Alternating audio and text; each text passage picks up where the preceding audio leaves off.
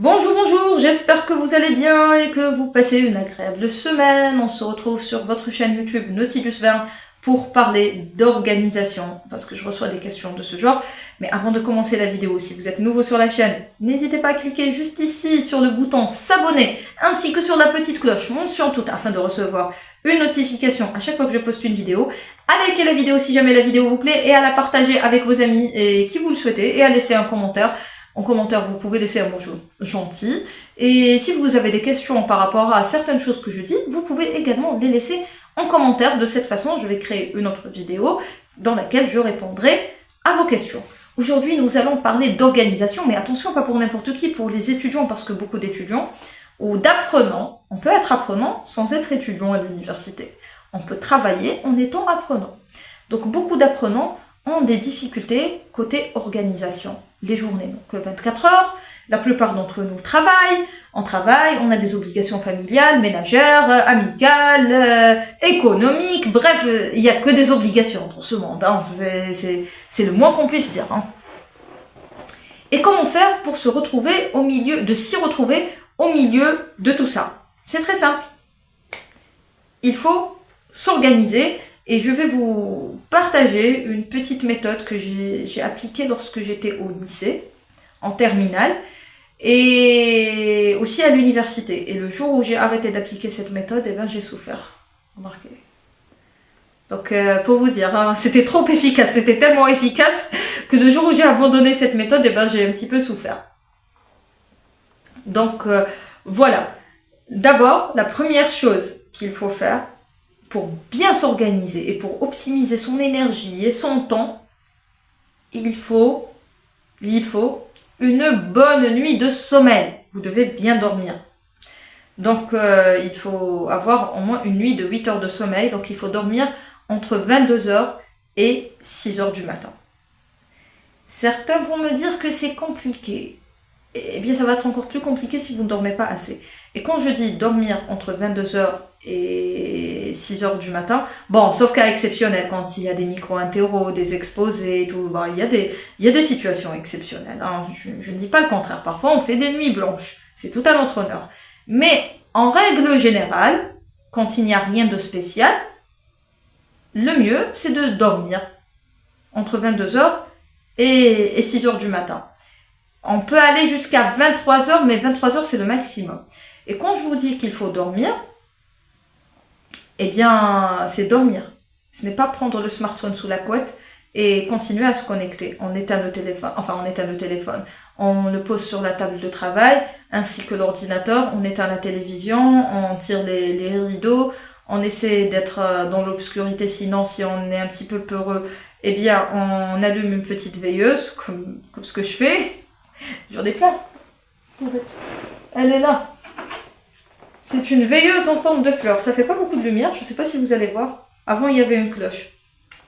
Ah là. Ça marche avec des piles. Je vais la mettre ici.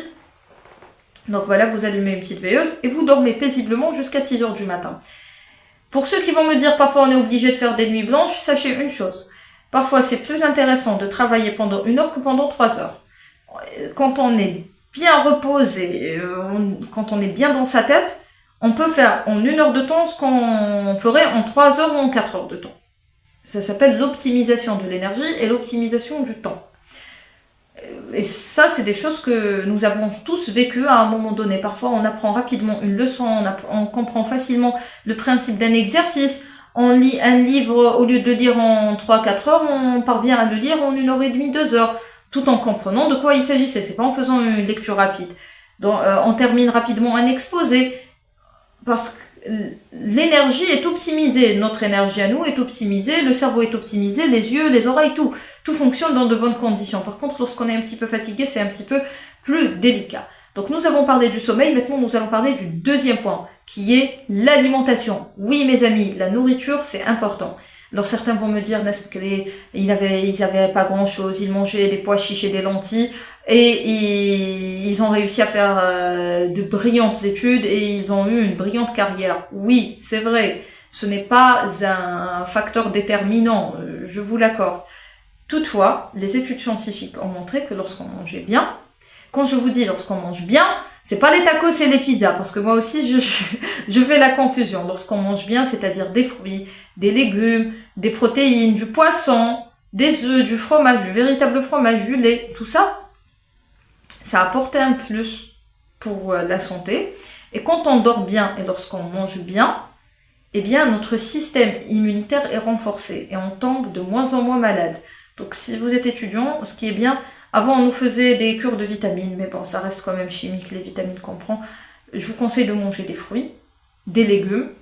Les fruits, je reconnais que c'est un petit peu cher, mais les légumes, il faut en consommer autant que possible, sans modération. Surtout les carottes, les potirons. Les potirons, c'est un délice déjà, surtout dans les soupes. Et ça a beaucoup de vertus. N'hésitez pas à me dire en commentaire si vous souhaitez que je partage avec vous des recettes de cuisine faciles à faire, relativement économiques. J'aime pas ce mot économique parce que bon, dans la vie, il faut ce qu'il faut, hein. Et oui, on peut pas faire de la soupe au bâton de saucisse. Et qu'est-ce que j'allais dire? On ne fait pas d'omelette sans casser les œufs. Si vous souhaitez que je partage avec vous des petites recettes comme ça, je vais essayer de m'organiser pour partager avec vous ce genre de recettes. De cuisine, des soupes, des petits sandwichs, des trucs assez healthy, avec des produits qui sont commercialisés chez nous. Il faut aussi manger un petit peu de poisson, un petit peu de sardines, un petit peu de bonite. Ce sont des trucs low cost. Des moules aussi, ça apporte un plus. Une petite paella avec un petit peu de moules et de bonite, c'est très bien. Du poulpe, avec du poulpe, vous mélangez un petit peu de tout et ça va vous apporter quand même un petit peu d'énergie. Donc on pourra essayer d'envisager des petites recettes comme ça sur YouTube si vous le souhaitez. N'hésitez pas à me laisser ça en commentaire. Lorsqu'on mange bien, lorsqu'on mange des légumes, du poisson et des fruits, avec quelques noix, des amandes et tout ça, ça va renforcer vos défenses immunitaires et vous allez avoir des vitamines et des oligo-éléments qui vont aussi vous aider à améliorer votre réflexion et vos capacités d'apprentissage. Je me rappelle que ce qu'il faut éviter, c'est les produits industriels, les gâteaux, les bonbons bourrés de conservateurs qui sont vendus. Je suis la première à en consommer, je ne suis pas en train de vous jeter la pierre, mais c'est des choses qui sont mauvaises pour la santé et qui affaiblissent notre système immunitaire et qui affaiblissent notre santé. Donc c'est à éviter et à proscrire dans la mesure du possible. Il faut beaucoup de courage pour faire ça. Et je me rends compte que je suis quelqu'un d'assez lâche. On est faible face aux gâteaux et aux friandises et aux pâtes à tartiner et aux chips et aux tacos et aux pizzas. C'est affreux. Mais bon, courage mes amis, on peut y arriver. De temps en temps, on se fait plaisir, une fois par semaine, une fois par mois, il faut se faire plaisir. Ça fait longtemps que j'ai pas mangé dehors d'ailleurs. Vous me faites remarquer. Donc, quand vous pouvez vous faire plaisir, faites-vous plaisir. Mais il faut pas que ce soit tous les jours. Une fois par semaine, on se fait plaisir parce que c'est bon pour le moral. Le moral aussi est très important. Il est tout aussi important que l'aspect physique. Donc, voilà. Fut un temps, je me rappelle, j'ai remplacé les chips et les gâteaux par des noix. Donc, vous allez, au lieu d'acheter un paquet de biscuits à 100 dinars, vous achetez des noix. À l'époque, c'était pas cher. Donc, vous ramenez un petit sachet de noix et vous mangez des noix, ou des noix de cajou, ou des amandes. C'est meilleur pour la santé. Il faut pas en abuser, bien sûr, mais c'est mieux pour vous de manger ça, plutôt que de manger des gâteaux et des chips. Pour le même budget, vous avez un truc qui est nettement plus sain et meilleur pour la santé. Et il faut bien sûr des sucres lents, des glucides, donc les pâtes, le pain, la galette, tout ça, c'est très important. C'est ce qui va nous donner de la force et de l'énergie. Bon, certains vont me dire c'est pas très healthy avec les OGM et tout ce qui se passe dans le monde agricole, mais ça reste mieux que les gâteaux vendus dans les supérettes et les supermarchés. Donc voilà, une petite tartine le matin avec du beurre et de la confiture, surtout si c'est votre maman qui a fait la confiture, je peux vous dire que c'est très bon pour la santé. Ou un œuf dur avec du fromage et de la galette, c'est très bon aussi. Ça fait un petit goûter, c'est plus, hein, c'est meilleur pour la santé et en même temps, il y a moins de produits nocifs pour la santé. J'ai pas dit qu'il y en avait pas, j'ai dit qu'il y en avait moins. C'est différent. Donc on a parlé de la nourriture. Maintenant, nous allons parler de l'environnement, du biotope, l'endroit dans lequel vous vivez. Beaucoup de personnes perdent beaucoup de temps dans le ménage et l'entretien de la maison. Sachez une chose, quand on suit une formation, chaque seconde compte. On doit faire le ménage, c'est quelque chose d'important. Il faut ranger son lit le matin, il faut plier ses vêtements. En fin de semaine, vous choisissez ce que vous allez mettre durant toute la semaine. Donc vous mettez de côté vos habits dans un coin de l'armoire pour éviter de détruire toute la pile de pulls qui est pliée. Et ça nous arrive à tous, hein. Il faut avoir des rangements, il faut s'organiser. On s'organise quand on peut pas se permettre des rangements. Parce que je m'adresse à tout le monde. Il y a des personnes qui ont les moyens et il y a des personnes qui ont moins de moyens que d'autres. C'est pour ça que j'essaie de modérer mes propos. Donc, vous pliez vos habits, vous préparez ce que vous allez mettre durant la semaine, ça va vous permettre de gagner du temps. Même par rapport à la nourriture. Durant le week-end, on consacre une demi-heure, on peut consacrer une demi-heure au menu de la semaine. Voilà, dimanche à midi, c'est ce que je vais manger, le soir, je vais manger ça, je vais préparer ça, et vous allez faire comme un planning culinaire de ce que vous allez manger. Ça va vous faciliter la liste des courses. Vous allez faire vos courses plus rapidement parce qu'au lieu d'aller dans tous les rayons de la supérette et du supermarché, je sais qu'on adore tous faire ça, moi la première, mais au lieu d'aller dans tous les rayons, eh bien on va uniquement là où il faut et ça nous permet de gagner du temps et aussi de l'argent parce que quand on traîne pas trop dans les rayons, il y a moins de tentation. Voilà, on prend juste ce qu'il faut, on part à la caisse, on paie et on rentre directement à la maison, on range les achats, on prépare à manger, on sait ce qu'on va préparer. Ça évite aussi le gaspillage alimentaire parce que quand on sait pas trop qu'est-ce qu'on va préparer, on fait des courses et il y a toujours une petite tomate, un oignon qui sont sacrifiés comme ça en fonction des cas parce qu'on sait pas quoi faire avec ou parfois il y a des petits oublis ou bon, ça arrive, ça peut arriver. Donc pour éviter ça, il faut tout simplement s'organiser, savoir exactement de quoi on va avoir besoin et quand est-ce qu'on va l'utiliser. Voilà. Maintenant, nous allons parler d'organisation à proprement parler. Pour mieux vous organiser, il vous faut un planning. Alors, certaines personnes vont me dire l'alimentation, les repas et tout ça, ça ne fait pas partie de nos prérogatives parce qu'il y a des étudiantes et des étudiants qui vivent chez leurs parents. Mais il y a des étudiantes, des femmes mariées qui étudient à l'université et qui ont la responsabilité d'un foyer. Vous voyez, c'est pour ça que je vous parle de tout en général. Et c'est pour ça que la vidéo est particulièrement longue, parce que je suis un moulin à parole. Donc maintenant, nous allons parler de l'organisation à proprement parler. Il vous faut ce qu'on appelle un planning. Un planning, c'est quoi? C'est vous mettez les jours de la semaine, les heures de 6h à 22h, et les tâches que vous devez réaliser par ordre de priorité. Donc bon, bien sûr, il faut dormir, et vous de telle heure à telle heure, je vais faire telle chose, je vais faire le ménage, je vais préparer le repas. Vous définissez une horaire pour toute chose que vous devez faire. Ensuite, vous allez trouver des vides, et durant ces vides, vous allez pouvoir les exploiter, soit pour étudier, soit pour vous reposer, parce qu'on a parfois besoin de plus que 8 heures de sommeil, surtout quand on se déplace et tout. Vous allez aussi pouvoir vous servir de ce temps-là pour des distractions, pour des moments de loisirs, pour sortir, faire des achats, manger dehors, je ne sais pas, pour une activité extrascolaire, ou bien pour rattraper le retard qui a été accumulé durant les années précédentes.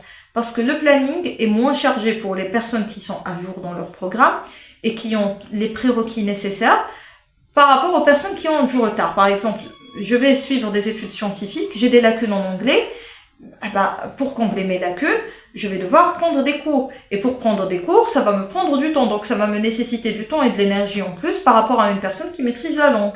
Et qui, pour entretenir son patrimoine linguistique, eh bien, elle va juste se contenter de lire un livre, ce qui peut s'apparenter à un moment de détente. Vous voyez un petit peu la différence. Donc en fonction des lacunes que vous avez, vous risquez d'avoir un petit peu moins de temps libre. Mais ce temps libre, il vaut mieux l'investir dans des études, dans vos études, dans votre avenir, plutôt que de l'investir avec les gens. Et on arrive au point suivant, c'est l'assiduité, la discipline, et le point d'après, c'est les priorités. Il faut déterminer ses priorités dans la vie. il y a beaucoup de personnes qui sont motivées, sérieuses, vous pouvez appeler ça comme vous voulez, mais qui renoncent à certaines choses importantes parce qu'il y a des vacances, parce qu'il y a des sorties, des distractions, vous voyez. Donc ces gens-là n'ont pas envie, parfois même pour un feuilleton, hein. C'est même pas une fête ou un mariage. Parfois il y a des personnes qui ne font pas leur travail parce qu'elles ont un feuilleton à regarder. Écoutez, le feuilleton passe, les fêtes et les mariages passent, les sorties entre copines passent, tout passe. Ce qui reste, c'est vos études, c'est vos diplômes, c'est vos compétences. C'est la seule chose que vous allez garder avec vous. Et c'est la seule chose que vous allez trouver durant les jours de vache maigre. Donc moi, je ne vais pas venir vous mentir en vous disant oui, vous allez gagner de l'argent via Internet ou tout ça, ou bien soyez indépendante, ou soyez ci, ou soyez ça. Non, loin de là. Il faut être modeste, il faut être logique dans son raisonnement. Les apparences, ce n'est pas ce que vous allez trouver. Investissez votre temps et votre énergie et même votre argent dans des choses qui vous seront utiles. Les habits, ça va, ça vient. Vous pouvez mettre 50 000 dinars, 100 000 dinars dans des habits. Le mois prochain, tout ce que vous aurez acheté sera démodé. Vous pouvez acheter un iPhone 15 Pro Max. Ce n'est pas l'iPhone 15 Pro Max qui va faire votre valeur.